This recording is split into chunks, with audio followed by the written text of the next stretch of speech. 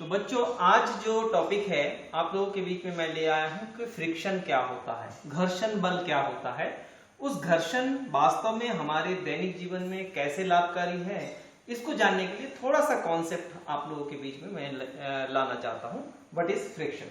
तो देखिए यहां पर एक व्यक्ति है जो क्या कर रहा है, इस ब्लॉक को धक्का दे रहा है। ठीक है, जब ये ब्लॉक को धक्का दे रहा है तो आपने देखा कि ये जो है धक्का तो दे रहा है लेकिन ये गति नहीं कर रहा है।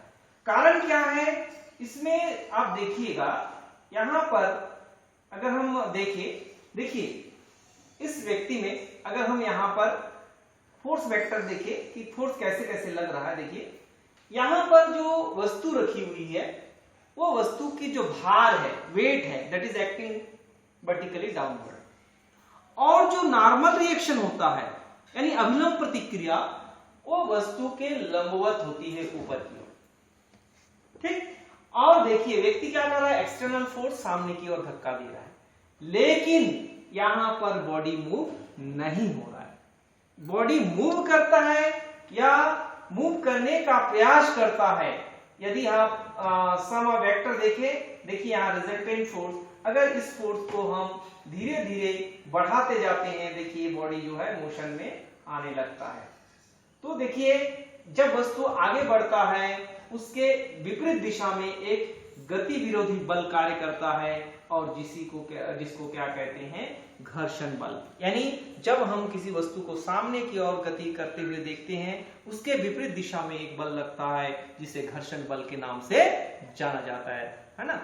तो चलिए आप लोगों को दो चार प्रैक्टिकल और दिखाता हूं जिसमें आपको पता चलेगा वास्तव में घर्षण क्या होता है और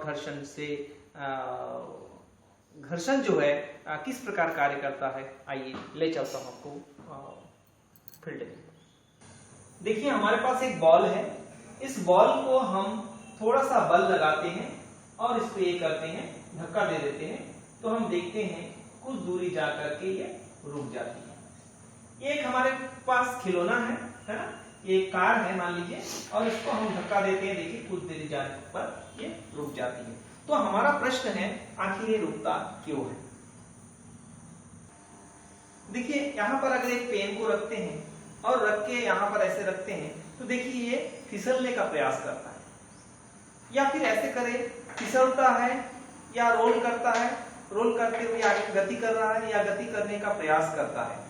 तो ये गति विरोधी बल कार्य करता है, मतलब यहां पर अगर नीचे आना चाहता है आता है उसके विपरीत दिशा में एक बल कार्य करता है जिसे हम घर्षण बल के नाम से जाना जाता है, frictional force. When body is kept here on the inclined plane and body tries to move on this surface or slides on this surface, है ना, स्लाइड्स करता है, मोशन करता है या करने का प्रयास करता है, या इसको है हमने इधर धक्का दिया, सामने की ओर धक्का दे रहे हैं तो उसके जस्ट अपोजिट डायरेक्शन में एक फोर्स लगता है जिसे फ्रिक्शनल फोर्स या घर्षण बल के नाम से जाना जाता है। आप लोगों को अभी आप लोगों ने देखा एक बॉल हमने लिया था, उस बॉल को जब हमने रोल किया तो न्यूटन्स का जो फर्स्ट लॉ है क्या है कि if a body is rest it will be continue at rest, if a body is in motion it will be continue at motion until and unless an external force is applied on it.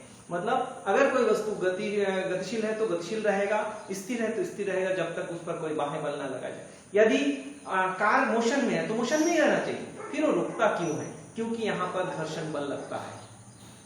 अगर आप car को motion देखें तो car भी थोड़ी देर बाद जब रुक गई, क्यों रुकी, क्योंकि टायर और जो रोड है उसके बीच में घर्षण बल लगता है, इसलिए वो गाड़ी जो है कुछ दूरी चलने के बाद रुक जाती है।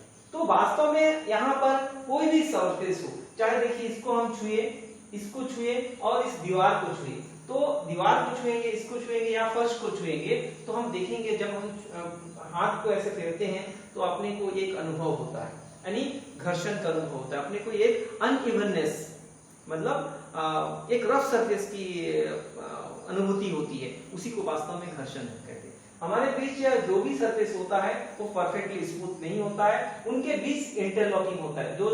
जो पृष्ठ जो होता है वास्तव में एकदम समतल नहीं होता है, एकदम फ्रिक्शनलेस नहीं होता है ना, घर्षण भी नहीं होता है, कुछ ना कुछ घर्षण अवश्य होता है इसीलिए देखिए इन दोनों के बीच में यहाँ पर इस सरफेस जो होता है इंटरलॉकिंग, एक के बीच एक ऐसे फंसे रहते हैं। ठीक है, यहाँ पर अगर हम ब्लॉक डायग्राम में आप लोगों को दिखा रहे हैं, अगर यहाँ बाह्य बल इधर है तो घर्षण बल इधर होगा, अगर इसको इधर खींचे या इधर धक्का दे तो घर्षण बल उसके अपोजिट डायरेक्शन में होता है। जो बल होता है, देखिए प्रत्येक वस्तु जब किसी सरफेस पर रखा रहता है तो उसका एक भार होता है, ग्रेविटेशनल फोर्स होता है, वेट होता है, that is acting vertically downward, और उस पर एक अभिलंब प्रतिक्रिया बल, नॉर्मल रिएक्शन ऊपर की ओर होता है, जो ऊपर की ओर यहाँ पर होता है। तो मेरे ख्याल से जो घर्षण की कॉन्सेप्ट है आपको समझ में आ गया होगा।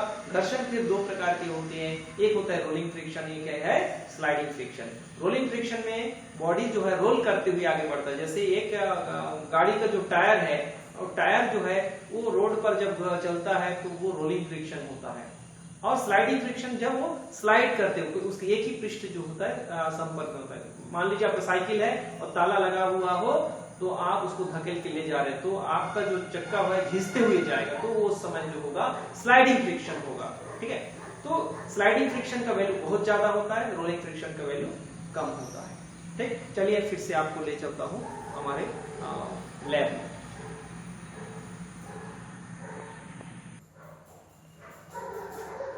तो मेरे ख्याल से आप लोगों को जो फ्रिक्शन का कॉन्सेप्ट है वो समझ में आ गया होगा कि फ्रिक्शन एक गति विरोधी बल है जो गति के विपरीत दिशा में होता है ना। तो फ्रिक्शन दो प्रकार के होता है, एक होता है स्टैटिक फ्रिक्शन यानी स्थैतिक घर्षण, और एक होता है गतिक घर्षण, डायनेमिक और काइनेटिक फ्रिक्शन। जब गति करता है तब जो फ्रिक्शन होता है वो गतिक घर्षण या काइनेटिक फ्रिक्शन होता है। When body is moving condition then the friction between two surfaces is called but kinetic friction और डायनेमिक फ्रिक्शन। मेरे ख्याल से आप लोगों को